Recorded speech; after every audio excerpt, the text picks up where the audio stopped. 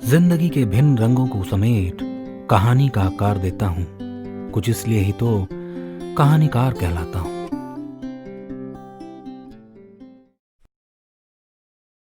मित्रों, हमारी कहानियां सुनने के लिए हमारा चैनल सब्सक्राइब जरूर करें और याद रहे बेल आइकॉन दबाना ना भूलें।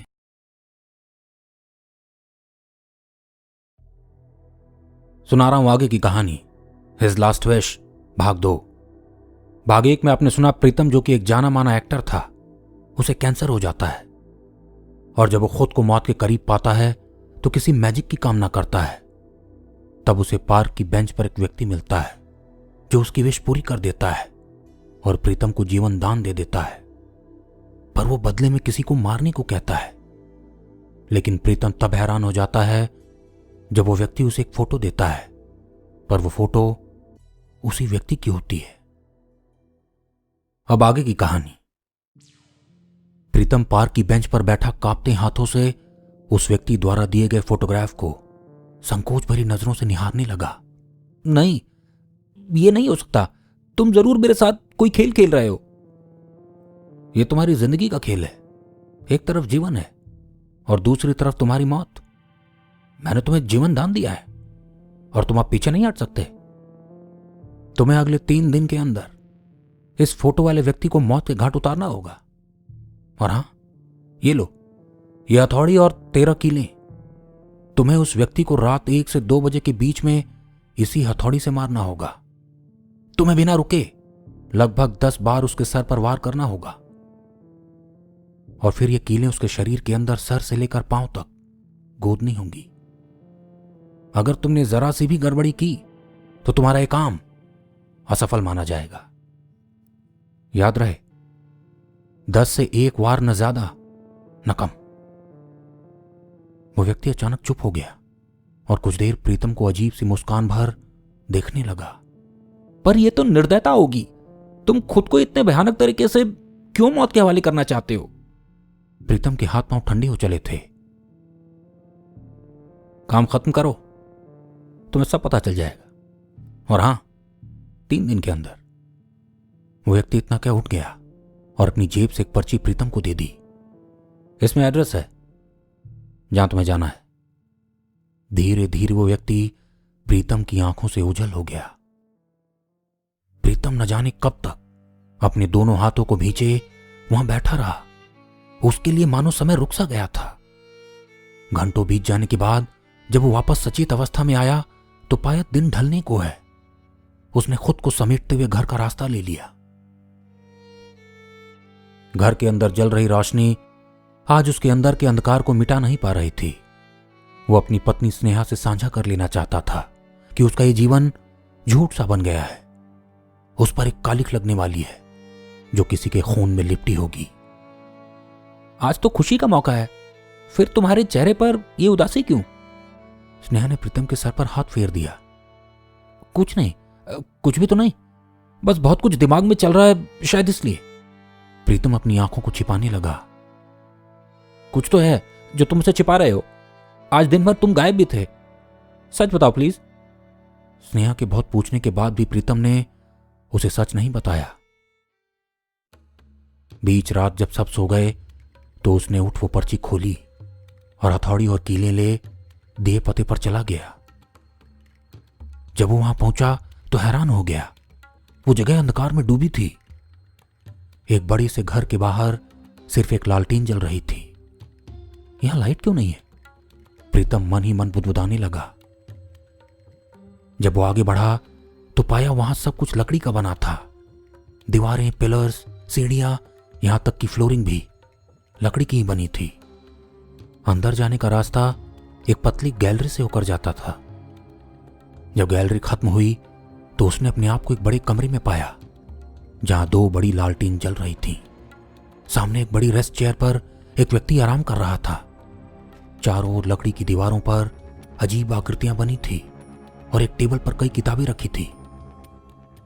प्रीतम उस व्यक्ति के सामने जाकर खड़ा हो गया। कुर्सी पर वही व्यक्ति बैठा था जो उसे पार्क में मिला था। प्रीतम को देख वह व्यक्ति कुछ पल के लिए डर गया। कौन हो तुम और अंदर कैसे आए? तुमने ही तो मुझे आने के लिए कहा था। प्रीतम की बात सुनते ही व्यक्ति सुन्न सा पड़ गया। पर जैसे ही उसने प्रीतम के हाथ में हथौड़ी और कीलें देखी, वो समझ गया। ओ, तो तुमसे मिल चुका है।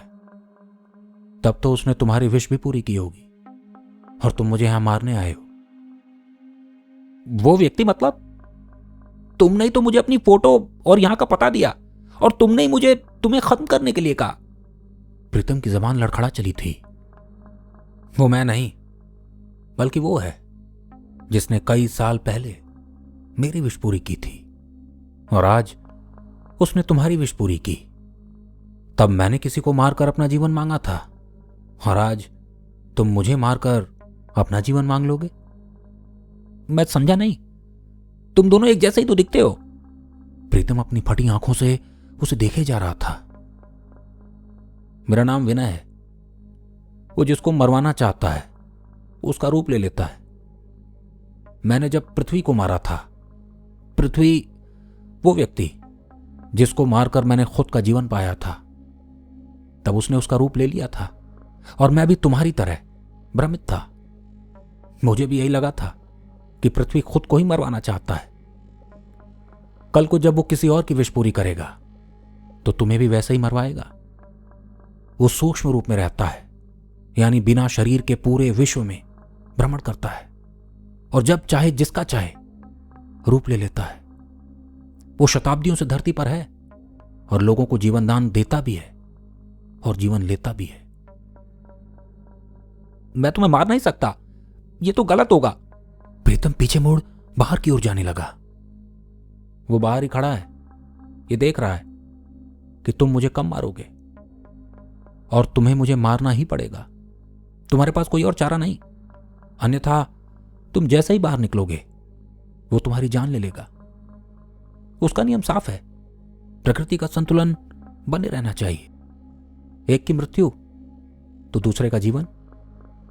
प्रीतम की आंखें भर आई। वो ये बिल्कुल नहीं करना चाहता था, पर वो मजबूर था। पर मैं ही क्यों? भला ये पाप मुझसे ही क्यों?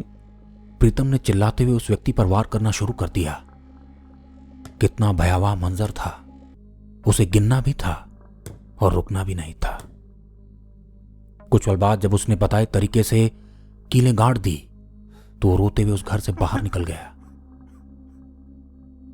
प्रीतम न जाने कितनी ही रातें उस भयावह मंजर को याद कर उठ जाता था, पर समय के साथ साथ वो इस सच के साथ जीने लगा था। इसी तरह लगभग 15 साल बीत गए। आज प्रीतम अपनी फिल्म की शूटिंग खत्म कर थका हारा घर के अंदर आया ही था कि अचानक घर की लाइट चली गई। उसने तुरंत कैंडल जला ली। कैंडल की रोशनी में उसे लगा मानो उसके पीछे कोई खड़ा है।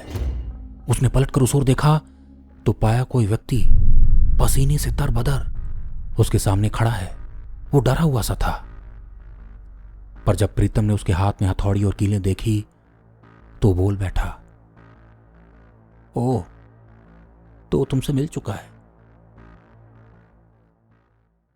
इसी के साथ मैं अपनी कहानी और वाणी दोनों को विराम देता हूं। जैसे कि आप सब ने पहले भाग में आगे की कहानी गेस की थी, मैंने कुछ खास लोगों के कमेंट्स पढ़े और मुझे वो बहुत पसंद आए। मैं जल्दी लाइव आऊंगा और उन लोगों के कमेंट्स भी पढ़ूंगा। तब तक बने रहें मेरे यानी कहानीकार सुधांशु राय के साथ। मित्रों, यदि ये कहानी आपको पसंद आई तो इसे लाइक और शेयर जरूर करें और हाँ, हमारे चैनल को सब्सक्राइब करना और बेल आइकन दबाना ना भूलें। आप हमें फेसबुक पर भी सुधांशु राय ऑफिशियल से फॉलो कर सकते हैं और कहानीकार सुधांशु राय से जुड़े रह सकते हैं।